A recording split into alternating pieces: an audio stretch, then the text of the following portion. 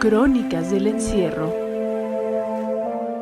Hola, muy buenos días, seguidores de Sin embargo al aire. Los saluda de este lado Daniela Barragán en otro lunes de Crónica de Encierro. Vamos iniciando una semana menos. Espero que pues dentro de lo que cabe todo vaya muy bien con ustedes, con sus familias, en su trabajo, en todo.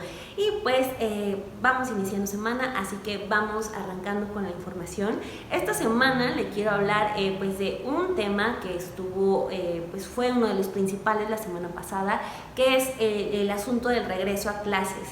El lunes pasado, tanto el secretario de Educación, Esteban Moctezuma Barragán, como el presidente, pues ya salieron a explicar algunos de los pormenores de este regreso a clases en el marco de la pandemia.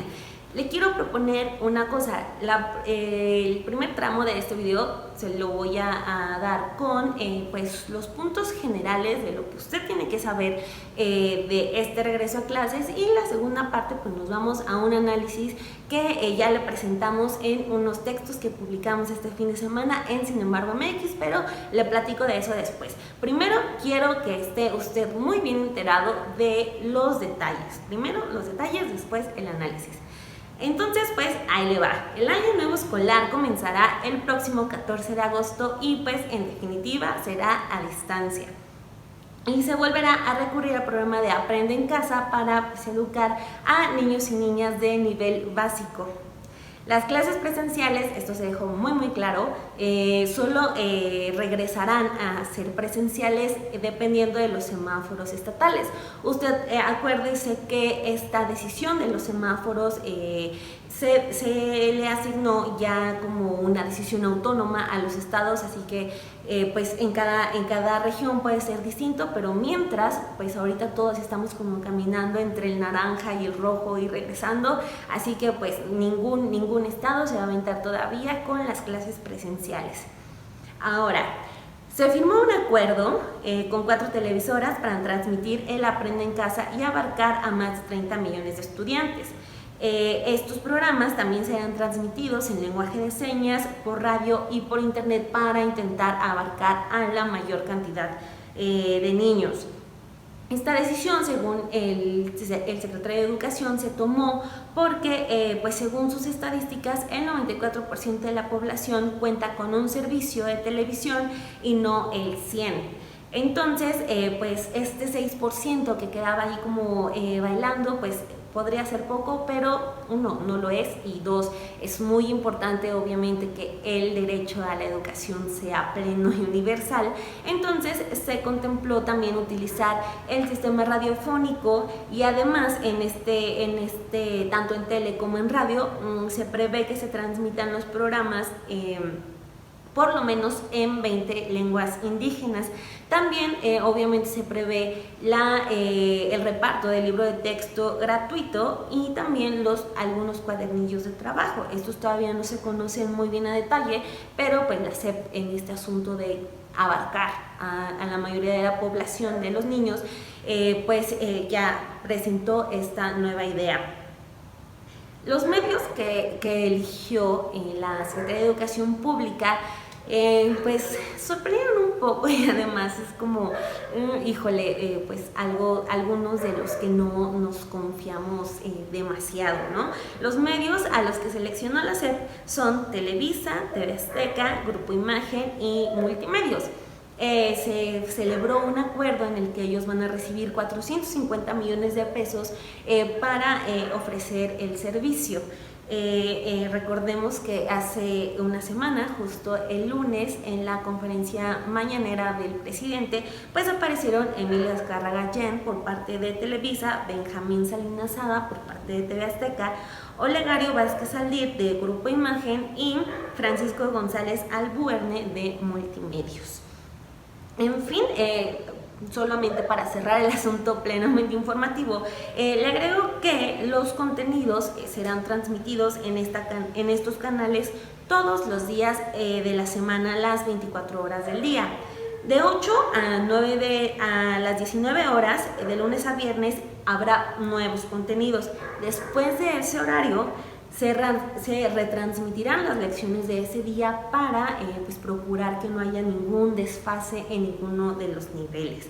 En fin, esos son los datos muy generales. Ahora, este fin de semana publicamos en Sin embargo MX dos textos sobre pues este regreso a clases, en el que analicemos pues un poco más a fondo lo que se viene. En el primero tuve la oportunidad de entrevistar a especialistas en educación para dejarles obviamente el espacio a ellos, que ellos nos explicaran cómo veían todo lo que se viene. Me interesó mucho la opinión de la doctora Alma Maldonado. Ella es investigadora del CINVESTAB, tiene doctorados en educación. Pues ella mencionó varios puntos bastante interesantes. Por ejemplo, recalcó mucho que sobre todo la parte en la que el secretario de Educación habló de que las decisiones se habían tomado con base en encuestas y que se había contemplado también a los profesores con base en algunos sondeos.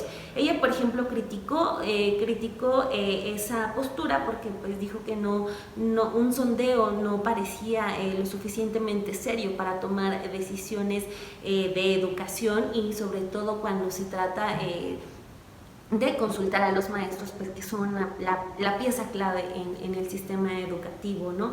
Ella comentó también: el secretario y el subsecretario de Educación dijeron que 1 millón de profesores se capacitaron, pero tampoco se sabe qué tipo de capacitación fue la que recibieron.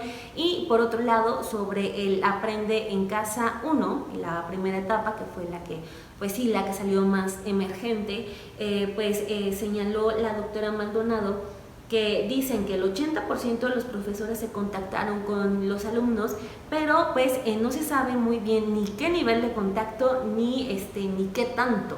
Entonces también dice que se avanza un poco a ciegas, porque tenemos, o sea, el 80% es la cifra mayoritaria, pero tenemos ese 20% de los que aún no se sabe qué ocurrió. De hecho, la doctora Maldonado decía: no podemos avanzar mucho con el tema del Aprende en Casa 2, cuando hay un asunto que ni siquiera se ha cerrado el Aprende en Casa 1, ¿no? Hay muchos profesores que ni siquiera han evaluado a los alumnos respecto al ciclo anterior. Entonces, ahorita ya entrar a uno nuevo sin resolver dudas particulares, pues sí resulta un poco problemático, también en el sentido de que mucho de la queja que tienen ahorita los maestros es que la SEP está teniendo solamente causas muy generales y que ya no se está adentrando en las particularidades que podrían haberse ya abarcado en este Aprende en Casa 2, es decir, en esta segunda etapa. Se entiende por la parte en la que pues es una emergencia sanitaria, es una enfermedad pues que nadie sabía que iba a venir, no estaba programada en absolutamente ningún lugar, pero sí mencionan que en todos estos meses, cuando sobre todo las autoridades de salud saben que prácticamente en lo que queda de 2020 no va a haber clases presenciales, sí nos estuvieron previendo algunas cosas. Ahora, la doctora Maldonado, sobre este primer texto que le comento, lo que nos explicó fue también que hay una preocupación muy grande sobre las brechas que esto va a generar. El asunto no es un tema del que vamos a ver las consecuencias en 2 meses, sino que es tan complejo que los resultados de todo esto va a ser un resultado que vamos a ver en años. Por ejemplo, ella nos puso un escenario, ¿no?, de un niño que pues no tiene televisión, no tiene radio y no tiene pues obviamente mucho menos internet. Entonces el niño va a tener que recurrir al cuadernillo que dijo la SEP que va a entregar. Pero, por ejemplo, sumándole un poquito más de carencias a este niño del que estamos poniendo el ejemplo, sus 2 papás tienen que salir a trabajar.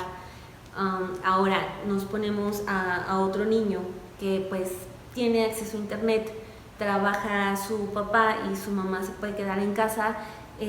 Obviamente va a haber una vigilancia para este niño para que cumpla con los objetivos del aprendizaje en casa, y pues digamos, le estamos entregando la autonomía de la noche a la mañana, y pues sí se le está exigiendo que sea autodidacta. Entonces, como ella dice, de por sí las brechas educativas en México son muy grandes, pues ahora pues se van a estar generando muchísimas más, ¿no? Sobre todo con el asunto de pues la vigilancia distancia y porque lo que también nos comentan los maestros y los especialistas que entrevisté es que pues el asunto de la televisión es que se debe ver únicamente como una herramienta, no como la vía de aprendizaje. Es decir, se necesita que los maestros puedan tener la información clara y precisa sobre el papel que van a jugar y sobre las herramientas que van a utilizar para que así la televisión pueda tener un objetivo, porque pues